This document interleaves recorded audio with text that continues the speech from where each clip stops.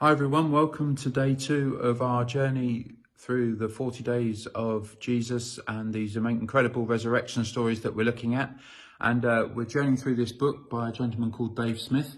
Thank you for those of you who joined us yesterday. Welcome to those who are joining us today. We began yesterday by looking at this first incredible meeting between the risen Jesus and Mary in John chapter 20.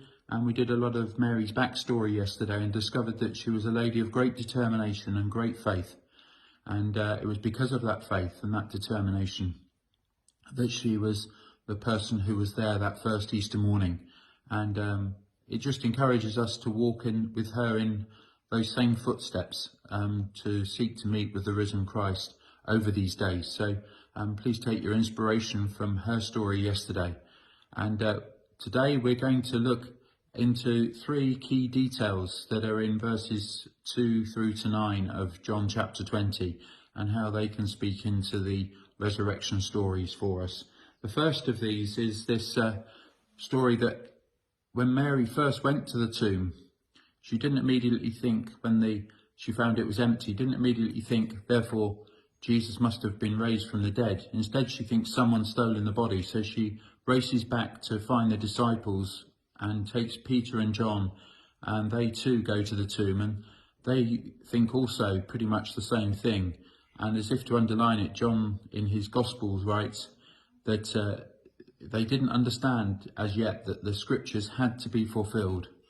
And that really inspires us, because on the first hand, well, why would they write such a thing about what happened if it wasn't true? Because it doesn't paint either Mary or the disciples in a very good light, that they didn't at first believe.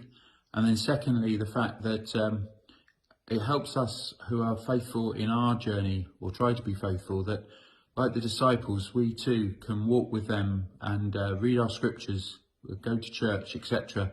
But we don't really grasp that God fully means what he says he means. And then when we do, it changes everything. There's only really a small Jewish community down at a place called Qumran near the Dead Sea that believed in the resurrection, and they believed it would happen at the end of time, and to all those that God was going to raise. But they had no concept that someone was going to be raised in the middle of time. And really, as humanity, we've struggled with that ever since. There's more evidence for the resurrection than there is for almost any other event in history. And yet because of its implications, we choose to try and find any other possible explanation, because we would rather not believe that God means what he says. So we're encouraged by this scene to actually take it to heart and to journey on, that we may not fully understand what God is trying to do, but we can trust that he means what he says he means, that he will bring his new resurrection life to the world. So we move on to our second point that it's good to remember today. These are the grave cloths. John doesn't leave details just scattered around in his gospel for any reason. They're there for a particular reason. And a bit like Lazarus, really, Jesus would have been wrapped in these grave cloths. Why in the world were they left? Because when Lazarus emerged from the tomb, he emerged in the grave cloths. If somebody had stolen the body, surely they would have stolen them with the grave cloths wrapped around Jesus still. There's no real sense why they would have been left behind, because it would have only fueled the idea that something else had happened. And so we're left questioning that it wasn't just that Jesus had been stolen. And then the third thing is the fact that John goes further to mention that the shroud over Jesus' face was folded up and left by the side of them, separate to the rest of the linen. And although we don't fully understand what this means, what we can be sure is that from the very earliest of times, the early Christians believed that Jesus wasn't in a tomb. Although we have the Church of the Holy Sepulchre, this incredible building in Jerusalem, and 1 million people go there every year, we don't actually believe Jesus was there. He actually was raised from the dead. Our faith is very different to that of the Muslim faith, which has this incredible festival called the Hajj, where 8 million gather for over 5 days on pilgrimage. It's one of the big tenets of the Muslim faith. Our faith is that Jesus is raised from the dead. He is not here. He has been raised. He's beyond time and space. But through his Holy Spirit, he is in every time and space.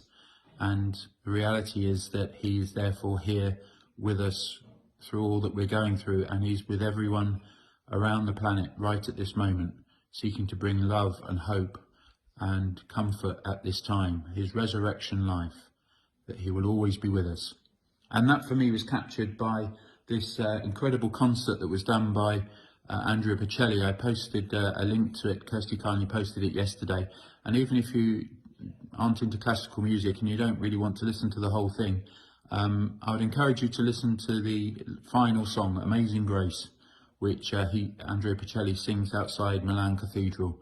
So I'll post that today. I hope you have a good day. I hope you find hope in all that we're sharing together. And I hope God will be with you and his resurrection